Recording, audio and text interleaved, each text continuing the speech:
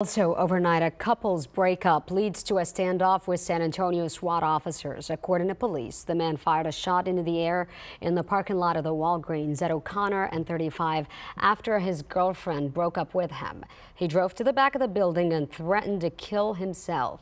And after a few hours, police negotiators managed to talk him out of the car. He surrendered to officers. Luckily, no one was hurt.